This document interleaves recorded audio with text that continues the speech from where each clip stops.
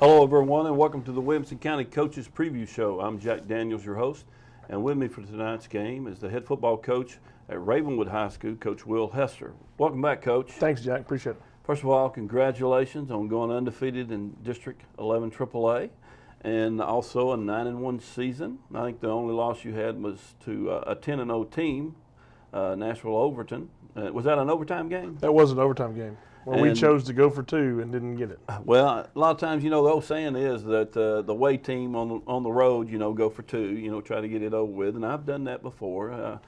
Sometimes I had success doing that, sometimes not. But that is kind of the old saying that coaches used to say, on the road, go for two. So, but if you had to do it over again, would you change? Absolutely.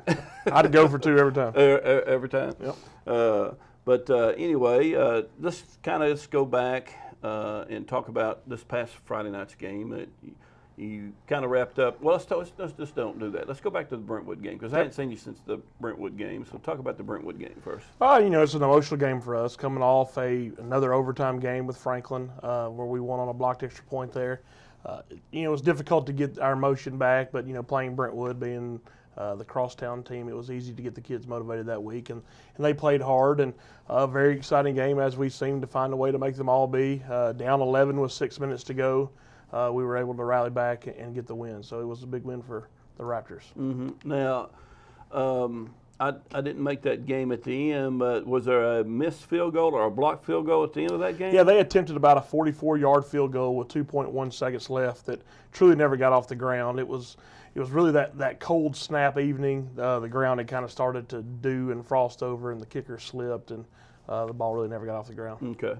So, having graduated from Brentwood High School, and you coached there for how many 3 years. The last 3 years, was there a little bit extra emotions for you? Well, all week I tried to tell myself no, but there was a little bit. I didn't really feel much emotion until after the game was over. It was kind of overwhelming at that point, but I was proud of the way the kids played. It was really more about the Ravenwood kids than it was me. I didn't make any tackles or throw any blocks Friday night, so I'm just proud that they were able to overcome that adversity, because we had a meeting back at the beginning of the year, and I met with all the seniors and asked them what is their most memorable moment of Ravenwood football, and at that point, overwhelmingly, they had all said a freshman football game where they had beaten Brentwood. So, that was kind of our theme going into the week. Let's make a new memory so that we could forget your freshman year and make one your senior year. So that's kind of what they did. Okay. Well, you got through the Brentwood game, a very close game again, and then you're the district champs because of the tiebreaker, and now you move on down to Summit, and you're playing down at Summit, and I was down at that game and watching that game. And, Coach, I got to tell you now, in the first quarter, I had some concerns, and then when Summit's got the ball and they're driving down the field, I don't know, I was on the other end, but I think they got the ball down to about the 25-yard line, and then a young man maybe threw an interception, and then your guy's running the ball all the way back past the 50 to about the 40, and then he gets tackled and the ball comes up, and number 4 for Summit picks it up, and boom, down the sideline, all the way for a touchdown. Yeah, it's kind of a crazy play. 2 turnovers in one play, and it results in a touchdown. But D. Hunter's a great football player. Threw an interception. Just like any kid would, we were trying to make a play there. Inside linebackers don't work ball security too much, but we're going to start apparently. And Jeb Stewart got stripped, and then D. Hunter, who threw the interception, picked it up and ran it in. So it was a wild play to say the least. Right, and then later on in that quarter, Summit also scores again, and they go up, miss an extra point, go up 13-0, and you find yourself behind in the first quarter. Absolutely. We hadn't been in that situation much this year, but that was a fear going into the game. We had played an overtime game at Franklin. We had just beaten Brentwood. We had already wrapped up the district. You got people in the hallway all week telling you how great you are and how wonderful you are. And, our kids weren't passionate and as mentally motivated for that game as they probably should be. This game's played with passion and emotion, and you can't fake that. You can't wish it to be there. So definitely they jumped out on us in the first half, kind of shocked us back to reality. We were able to kind of right the ship and go ahead by 1 at the half, and then gave me an opportunity to to tell them I love them in a different way at halftime and motivate them a little bit. And then the third quarter, we played a lot better. So, I look back at some of the motivational speeches that I have given to my teams, and I was thinking.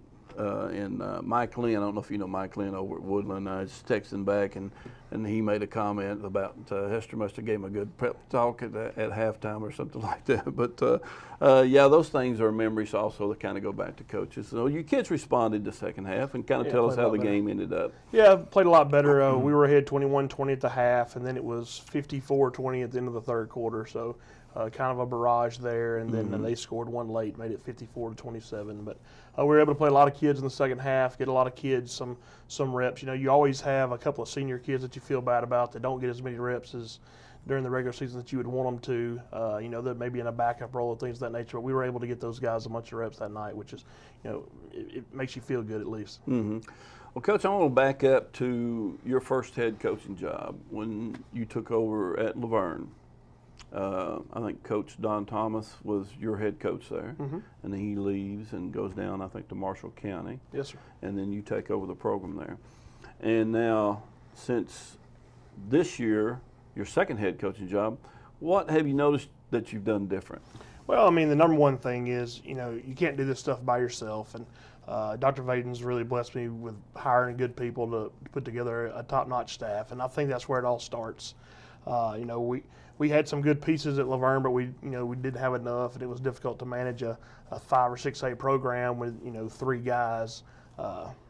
So that's the big key. That's the big difference is I'm not having to try to do the offense and the defense. I can delegate, and got guys that are working hard for us. And then you're always the better the second time around with anything. I was a better dad to our second child than I was the first one. I changed diapers a whole lot better.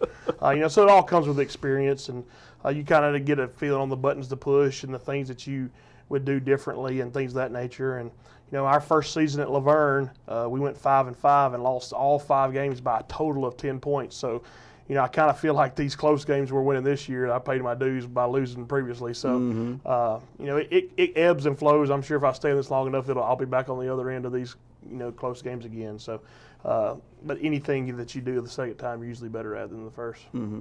Well, let's talk about some of the other guys that you had worked for. You'd worked for Coach Crawford at Brentwood. Yeah, my first, I worked at Upperman High School when I came out of college. Okay. And Jimmy Maynard was the head coach there, who was a long-time Gary Rankin defensive coordinator at Riverdale, and his offensive coordinator was Mark Pemberton. So as a 21-year-old kid, I worked with Jimmy Maynard and Mark Pemberton, who have both had great head coaching careers. And so that kind of got me started. And then once I actually graduated from College of Tennessee Tech, I had the opportunity to work for Tom Crawford at Laverne. I was his offensive and defensive line coach for a couple of years, and then actually his defensive coordinator his last year there.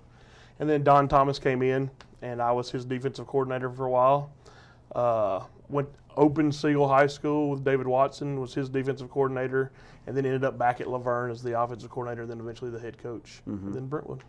Brentwood, were you a coordinator at Brentwood under Coach Crawford? Under Crawford, I was the offensive line coach, and then I was Mark Pemberton's defensive coordinator. And then when Coach Pemberton came in last year, you were a defensive coordinator. Can you look back and think about different things you learned from each of those men that you Absolutely, had worked and I'm not going to name specifics, but you find things that you like and things that you don't like, and you kind of try to build your own philosophy over that. I've kept a notebook and wrote down ideas since I was first getting into this, with the hopes of being, able to have my own program one day. And, Coach Crawford, there's not a greater attention to detail than Coach Crawford is. I mean, you know by being around him that how to plan practice, how to that the process of practice, just like if you saw that 60-minute spiel on Nick Saban the other night, it is a process, and it's always more about you than it is the opponent. And if we're in the right place and we play good, fundamental, sound defense, which Ron was a big believer in, that you're going to be successful. And that's kind of where my defensive philosophy is adapted from being around Ron and living to play another down, to keep the ball in front of you and being conservative in that nature. And then, basically being thrown into the fire as an offensive coordinator for Coach Thomas. There wasn't a lot of people throwing the ball around at the time. You were one of the few. And, we had a good quarterback and a good group of receivers. So we went to Mountain Brook High School in Birmingham, Alabama, and kind of learned their version of the spread, and we kind of played around with it. So we kind of learned by fire offensively, and kind of fallen in love with that. As a defensive coach, you know that it was always difficult to play against those things. Right. So you kind of see the offense from a defensive point of view, which I think helps you in the end. Mm-hmm. What did you think about Mountain Brook? They're a little 25 acres right there and nestled in that campus. Yeah, and they it's got a pretty awesome place. They got it stacked in there, and of course they're football-rich tradition there, Absolutely. and they do a great job academically. I've had an opportunity to go down and visit. I think their ACT scores are like 26.1. Yeah, I think it's very similar to the Williamson County schools as far as the Brentwood Ravenwoods, as far as their scores and the type of population they have and things of that nature. Mm-hmm. One thing I noticed about Alabama football is that their schools are a lot smaller than what we have in Tennessee, because you could be a 6A school down there with 1,000 kids or even 800 kids, because they take it like 10 through 12. And I know some of their 6A schools are what I consider smaller schools than what we have in 6A football. Yeah, absolutely. Here. I think they kind of try to spread the student population out and rather have more schools than bigger schools. Right. So let's talk about a young man that is getting some recognition on your football program nationwide. Austin Pert? Yes. And kind of tell everybody about what's going on with Austin and what's happening. Well, Austin Pert is our student trainer that's a big fan of Jack Daniels, but Van Jefferson is our receiver that's getting all the attention. His dad, Sean, is the receivers coach for the Titans, and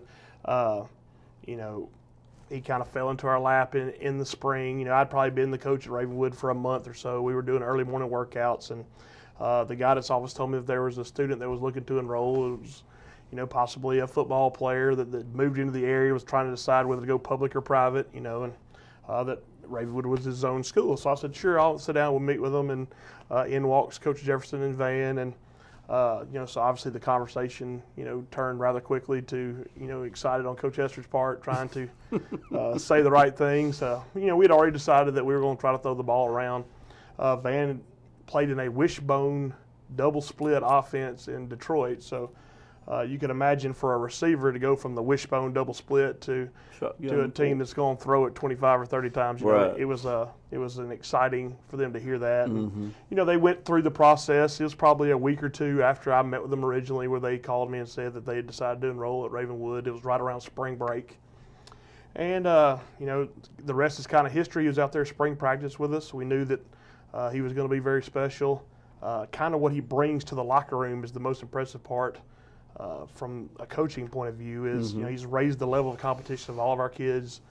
All the defensive backs want to be the guy to bat a pass away when it's thrown toward him. They want to try to jam him off the line. It just creates the competition that I think has really helped us improve quickly. And, he's a wonderful kid. He's a very humble kid. He's handles this all in stride. He even asked me, Coach, can the newspaper talk to somebody else? I don't feel comfortable talking to him all the time. And, and it all starts with his mom and dad. They're great people, and they've done a good job raising him. Mm-hmm. Well, going back to Austin, too, I was at your school earlier this week and saw him coming down the hallway, and, of course, he always says hi to me. Huge fan. I think he watches some of our TV shows. I think he has them, downloaded and stuff. Does he? Oh, okay. He DVRs it each time. Okay. Well, but I'm sure he does a great job for the Ravenwood football program. Absolutely. Yeah. You have another young man that long snapper that is going to get the opportunity to play in a special game at the end of the year, right? Yeah, it's very impressive. It's my first one to be around as a coach, but Wesley Hork has been selected as an Under Armour All-American. He's the #1 rated long snapper throughout the entire United States.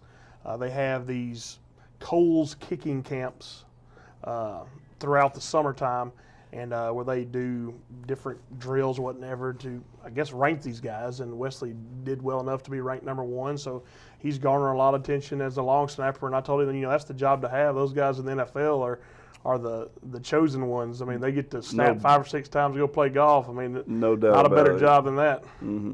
Now, is he having some attention from local Absolutely, universities that are wanting to come and play, or they're wanting to walk on, or what's going on there? The University of Alabama asked him if he'd be willing to pay his way to come.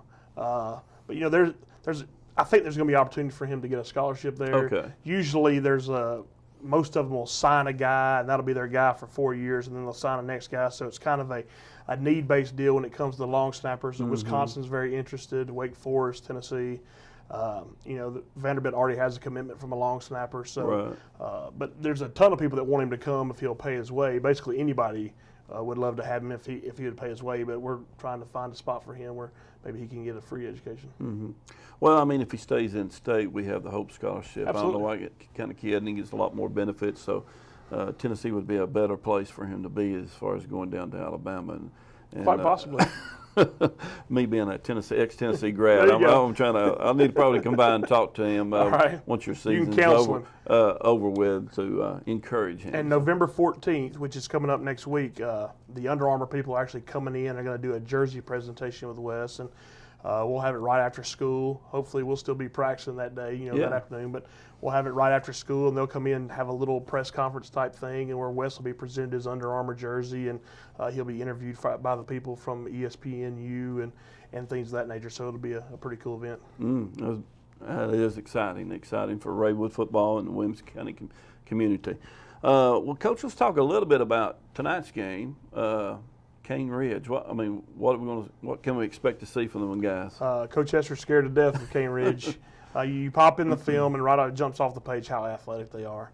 They're a 3-3 stack, kind of chaotic defense where they're going to bring people from everywhere, try to outnumber you, 4 off a side and things of that nature. So, we're not real sure what we're going to get versus our offense. And then our defense is going to have to stop a really good tailback. He's got about 1,500 yards rushing, number 4 for them does. And if we can tackle him in space, we'll have an opportunity. If not, it'll be a long night, and we'll see the back of his jersey a lot.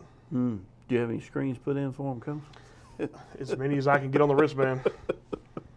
I know I always like to try to slow them down a little bit there if they're going to be doing that kind of stuff. We kind of go into the game with keeping our offensive line in mind. So when we make the offensive game plan, it's with those guys in mind and to give them the best chance to be successful. And we feel like we can wear them down, make them chase the ball around with the screens and things of that nature and change up the snap count. And hopefully we can block them later on in the game. So we'll see.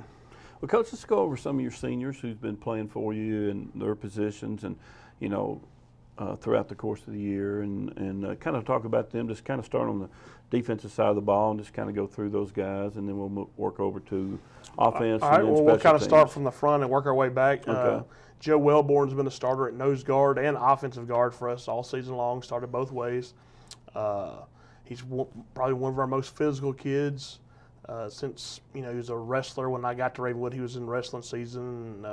He had played at Ravenwood in the past, but a rugby player, so a big physical kid. Right. And he's been a huge addition to us. Practices with a motor, plays with a motor. So Joe Wellborn's done a wonderful job for us. And then Wesley, the Under Armour All-American, plays tight end, defensive end for us, and we call defensive ends. We're a 3-4, so that's what people would call a tackle on a 50. Sure. But we're a slanting 3-4 defense, so Wesley plays defensive end for us. And can't say enough about what he's done. He's had 5 or 6 sacks on the season, done a wonderful job. And our 2 outside linebackers are Will Johnson and Chris Wine, the 2 senior outside linebackers. And, one's more of a cover guy, one's more of a run stopper guy. Chris Wine's a real physical kid, and Will Johnson's more of a speed kid. It's giving people a lot of problems with the pass rush. It's been tough for a big offensive tackle to block him. Linebacker, we've got John Cockerham and Robert Pomeroy. Both have played a lot of time at Ravenwood throughout their career, made a lot of tackles. We've always said all year that we felt like the strength of our team was in our second level people, our linebackers. And, I can't say enough about the leadership that they've given in the weight room and everything. They were the first ones when we got there to jump in and try to lead those guys. So they've done a wonderful job. And then kind of our quarterback of the defense, our free safety, Alex Lyons, gets us lined up.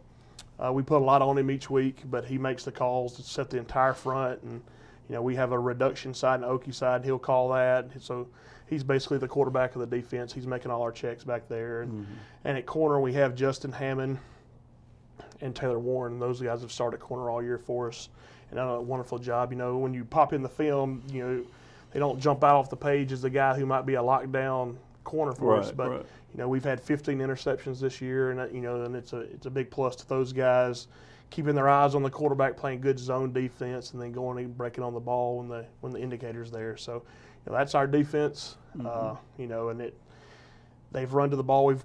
caused 29 total turnovers to this point. We're plus 19 in the turnover margin. We've only turned it over 10 on offense. So anytime you can take it away 19 more times than you give it up, you're going to have a chance to win. I think that's the big part of the reason we're 9-1. Right. And then offensively, we got Blake Jerido at offensive tackle. He's played a lot of games there, has an offer from Savannah State currently on the table, has had a wonderful year. Our center, Kevin Faulkner, is kind of undersized. He's only about 185 pounds, but does a wonderful job. I mean, you in the past have played some small guys at center, and it's possible to do, but they got to work their bottom off. And Ryan O'Leary at right guard has done a wonderful job for us. Another guy under 200 pounds playing on the offensive line. Those are our 3 seniors on the offensive line. And then the only other senior starter that we have on offense is the quarterback, Avery Jankowski. And I can't say enough about Avery and what he's done. He finished the year pretty strong for him last year, was the quarterback when they won the games at the end of the year last year, and he's carried it over to this year. And he's broke the single-season passing record already at Ravenwood High School going into the playoffs. And, he's done a wonderful job distributing the ball to Van, and Van's the new leading receiver at Ravenwood High School by 400 yards already. He's got over 1,100 yards receiving this year and over 70 catches. So, Avery's done a wonderful job distributing the ball, and I can't say enough about what he's done and how he's led this team. And, people give him a hard time about being a manager of the game, but he makes a lot of plays outside the offense as well. I know when you were in spring practice and even in the summertime, you were talking about you had 4 kids at the quarterback position that were competing, and you were encouraged by the competition of those. When did you make that decision that it was probably after our third guy? scrimmage. We scrimmaged Wilson Central, went out, and Avery started the scrimmage that day and went 14 of 16 in probably 3 series of work, and pretty much that was the kicker there. He had been consistent all year. We had some good showings in 7-on-7, but without the pass rush and all that, it's not real football. I mean, it's good for your timing and all that. But once we got into the scrimmages and he was able to do that against live bullets, we felt like he was the guy. So backing up, Avery, I mean, who are those guys and what year are that? We have another senior, Ryan Smeltzer, that's backed up Avery. He's done a wonderful job, been a good leader for us. He's like a coach on the sidelines, real cerebral kid, so he helps us with adjustments. He actually is involved in signaling of the plays. And then we have 2 guys, Cole Brown and Andrew Rapay, who will be the future battle for quarterback at Ravenwood High School. Cole's a junior. He's played some receiver for us this year, caught 6 touchdowns, made several catches. So he's a very athletic kid that we were able to move to another position to help us. And then Andrew Rapay, who got most of the JV reps. He's a sophomore, left-handed kid, runs the ball well. So those are the future at quarterback for Ravenwood. Those 2 guys will battle it out to see who will start for us next year. Okay. Now, we talked a little bit about special teams with your long snapper. How about your kicker and your punter? I mean, is it our the same kickoff kid? guy, Ethan White, is a senior. Okay. And he's done a wonderful job. He's about 30 to 40% putting it in the end zone, but we're a big bloop kick team because we don't cover real well, so we want to make sure that we kind of get the ball corralled in a position. He's done a good job putting it where we want it. He's also done some of the field goal work for us. We have a sophomore kicker, Cruz Holt, that battles with Ethan, and we actually have a kickoff each Wednesday that's 8 regular kicks, and it generally goes into overtime as far as extra kicks go, but whoever makes the most out of those 8 or sudden death when it goes to extra time is our kicker for that week. And we've won a bunch of games off of kicks this year, blocking some and making some, and I think the pressure that we put on those guys has helped lead to their success in crunch time. Now, Coach, did you bring up the 9th graders at the end of their season up to your varsity, or did you?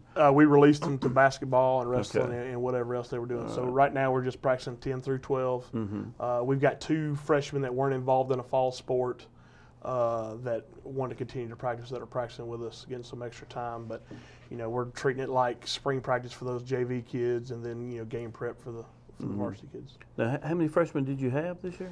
We had about right around 40. Oh, and 38 of them are involved in. Well, 2 wanted to continue to practice. Okay. I was going to say, man, that's an unbelievable number of 38 of them going and playing basketball and wrestling, and I guess bowling's going on too. But I don't know how many crossovers we get with bowling and football. Not that any that I'm aware of. I wouldn't think so either. Well, Coach, we've talked about this a little bit before, but how do you like the way TWSW does the playoffs?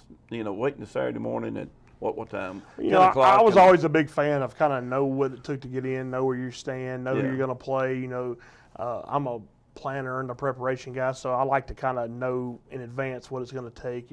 If you're first or second in the district, you have no qualms about it. But if you're a team that's going to finish third or fourth in your district or be right there having a battle for the wild card, it's very nerve-wracking. You don't really know what you're going to get. And, as a player, the TWSAA didn't care about travel. When I was a player, they didn't care about travel. And as a Brentwood High junior and senior, I was able to travel to Knoxville in the first round of the playoffs to play Knox Powell, which I thought was, to me, that's a special thing about football. I'm not a big, I understand the finances of travel and things of that nature, but I wish it wouldn't be impactful in the playoff decision just because I feel like, I'd rather drive to Knoxville and play someone we don't know, never seen, than to turn around and play Franklin again in the first round or Indy again in the first round, which is what you end up with the system that we have now. So, I wish we would forget about travel and, take the 16 teams in the East and the 16 teams in the West and seed them 1 through 16 and go wherever it takes you. I mean, I think there's something cool about a 2-hour bus ride,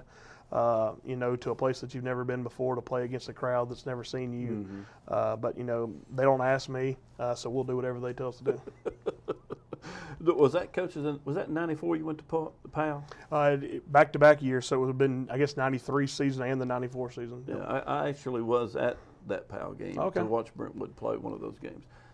We had Split back veers is what we played against. You for sure Coach did, Duncan. and he never pitched it. No, Matt Lowe. Yeah, Matt, and he never did pitch it, and we had moved on to Anderson County, and we were struggling to get to the playoffs, so I had an opportunity to go watch a game, and I did pick the Brentwood Powell game. Little did I know that I'd end up being at Brentwood a few years later down the road as a football coach.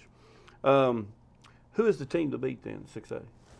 Well, I mean, until somebody beats Maryville, you got to say that they are. Even though they lost the championship game to Whitehaven last year, if it weren't for a call that could have gone either way on a 2-point conversion there, they win that football game. So until somebody knocks off Maryville, everybody's seen Oakland and the Division I players that they have on the offensive and defensive line and how physical they can be. That's going to make them tough to beat when it comes to being able to smash people.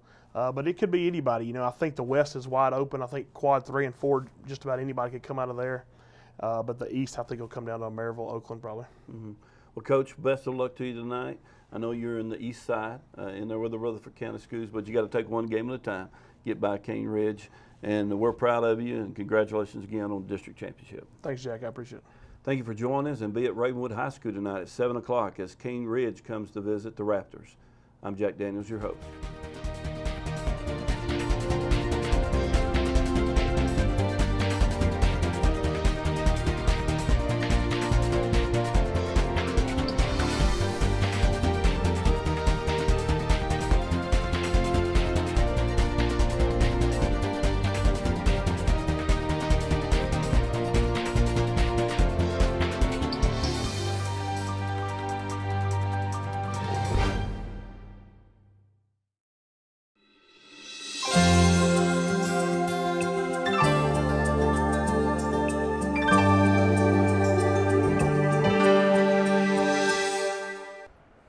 Homework. It's either something you love or you hate, right? Well, research shows that a reasonable amount of homework is actually good for your child. It helps them practice the skills they've learned at school and build a sense of responsibility. But how can you keep homework from being a battleground at your house? Try some of these tips. First of all, be sure your child has a quiet place to work and be sure that place has a good lighting. Make sure there's a regular homework time at your house every day. Even if your child doesn't have homework, that time can be used for reading, studying for upcoming tests, or working on a project. Be sure your child has all the supplies she needs in one place so that time is not wasted looking for those supplies. Be available for questions. You may even want to go over some sample questions at the beginning, but remember, homework is your child's responsibility. Be sure to encourage her to do the homework independently. Keep track of the time your child spends doing homework. The general rule is 10 minutes per grade level.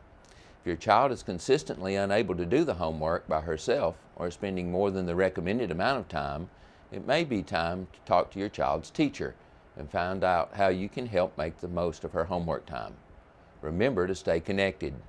You're a vital link in your child's success. I'm Steve Fisher, and this is the Parent Connection.